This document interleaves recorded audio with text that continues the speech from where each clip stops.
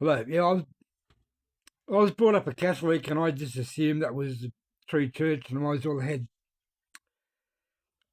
as well have had Catholic branded on my forehead because I just assumed that was. Well, I wondered what people come around knocking on doors talking about Jesus and stuff, and I think, what's wrong with these people? And but good and bad, uh, I needed, like, I had like more than a few experiences to, like, I when you understand your own mortality, how short this life is. I had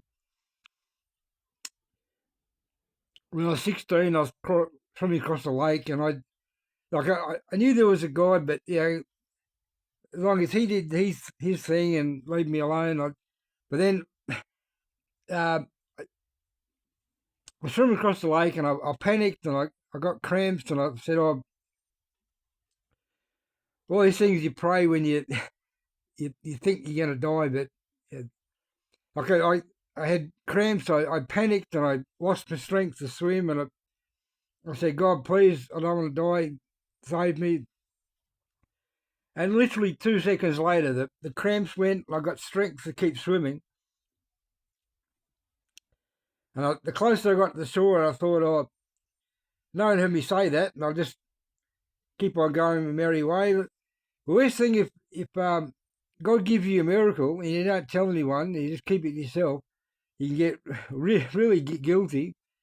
And um, I thought no one would believe me if I try and tell anyone. But then later in Alice Springs, I used to go shooting with some people, and I decided not to one day because people were going out and getting drunk. And the guy, he come around the caravan, he had a pistol, and first I thought like he must be joking. He put it to my forehead.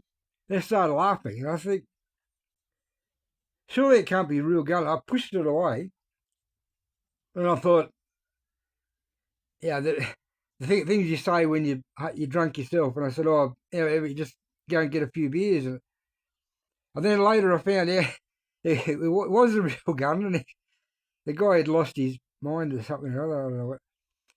Um, and I've had more than a few times I've been talking to people, and 2 weeks later that they'd had a car accident and they had a heart attack. And this life is really short. And then later in Alice Springs, someone came up and said to me about being born again, and I said, "What do you mean born again? What's?" And it just means you accept Jesus in your heart as your Lord and Savior, and you turn from your sin,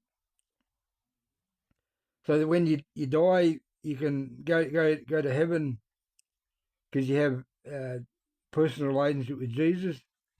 And at the time, I just wanted to shut the guy up because I just wanted to go home and have a few beers. And I thought, "Oh, okay, what are we going to do?" And he said, "I say, Jesus, can you come into my heart, be my personal Lord and Savior?"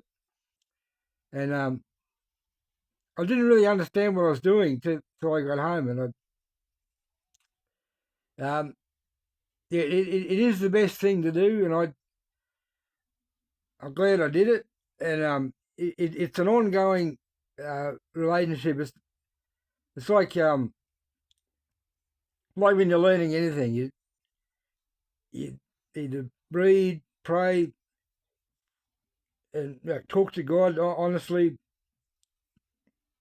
and be brutally honest with yourself about the sin in your own heart, because your mind can be really deceptive, and uh, thinking you're not as bad as what you are. But really, we're all going to die, and we got to give account of our lives one day in heaven. Oh, okay. And if anyone wants to be born again, you just say to God, "God, come into my heart, be my Lord and Savior. Please give me strength and courage to turn from my sin. I want a relationship with you." Then you try and read the Bible every day. Doesn't matter how much, but just try and read something. Pray to God and like be honest. Tell God all your problems because he knows what's going on in your head already. But you might as well tell God at the same time. And find a good church. And like you say to little kids, don't play with matches. Like you don't. If you're playing with sin, you're the one that's going to get burnt. So you just got to be honest and just keep a clean heart. Yeah, not that you're earning your way into heaven, but you got to. It's no point playing games with the devil. Just this life's short, and you want to make heaven your home. All right, thank you.